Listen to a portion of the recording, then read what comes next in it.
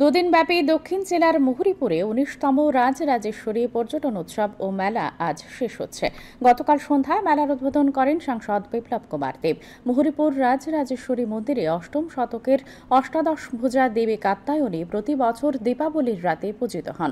উদ্বোধনী অনুষ্ঠানে অন্যদের মধ্যে উপস্থিত ছিলেন সমবায় মন্ত্রী শুক্লাচরণ নোয়াতিয়া, দক্ষিণ ত্রিপুরা জেলা পরিষদের সভাধিপতি দীপক দত্ত, মহকুমা শাসক সঞ্জীব চাকমা প্রমুখ।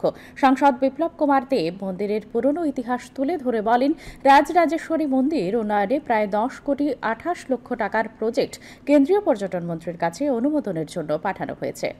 এই মন্দিরের জন্য 10,28,000 টাকা, 28 লক্ষ টাকা, মানে প্রায় 10.5 কোটি টাকার বাজেট এই মন্দিরের জন্য আমি করেছি। যেভাবে ত্রিপুরেশ্বরী মন্দিরের উন্নয়ন করেছি, ঠিক এভাবে তারও হবে, তার সঙ্গে দত্তেশ্বরী মন্দিরের হবে, তার সঙ্গে বিলুনিয়ার কালীবাড়ির হবে।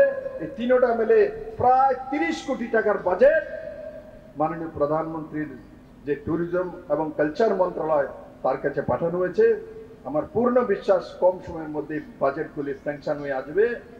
আর আগামীবার যখন আমি এখানে আসব, তখন এই মন্দিরের কাজ শুরু হয়ে যাবে।